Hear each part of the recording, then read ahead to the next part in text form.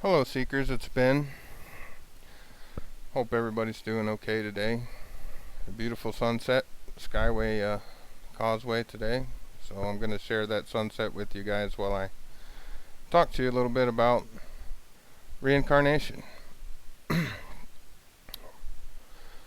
Why is reincarnation important? Well, it's important for us to understand it. That's the most important thing about reincarnation, really, is for us to understand it and why it happens. I'm not really going to go into reincarnation and why it happens and the nuts and bolts today. I just really wanted to discuss the association between reincarnation and most of our Christian upbringings.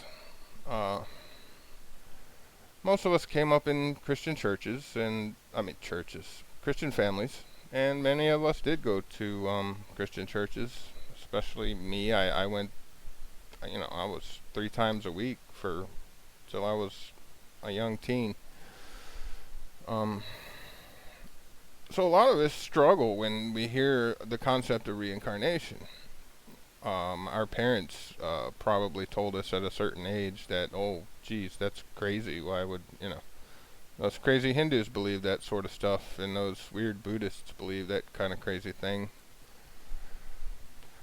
So, as we developed our own thinking, we sort of carried those beliefs through with us, most of us. And, many of us were able to stay open to a lot of ideas, but those of us who came up with Christian upbringings, we have to struggle with certain concepts like reincarnation. The reason is because of our preconceived notions about reincarnation and whether it's possible or whether it's part of the universal design and all of these sort of things. And what I want to say to my fellow seekers is always keep an open mind, because throughout your journey, your path to self-realization, you're going to run across a lot of concepts that just seem a little out there. And I'm going to encourage you to study every possibility. Study everything you can, whether it's Kabbalah, whether it's Satanism, hell, Wicca, everything. Study it. And when you do, keep an open mind, that's really the only way you're going to move forward, is to take ideas that seem extremely, irrational to us and consider them. The things we hear that don't seem to agree with our beliefs, we have to take those and kind of stick them over in the corner in a box called maybe. And we sort of have to have a really big box called maybe in our minds that holds all of the things that are possible. And that's basically anything if you're a seeker.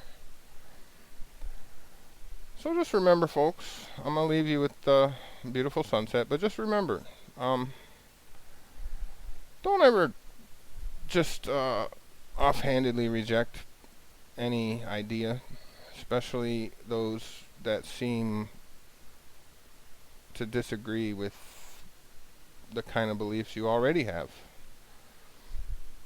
That's really the biggest thing right there, is overcoming the beliefs you have now, because sometimes those beliefs are just a platform to greater realizations.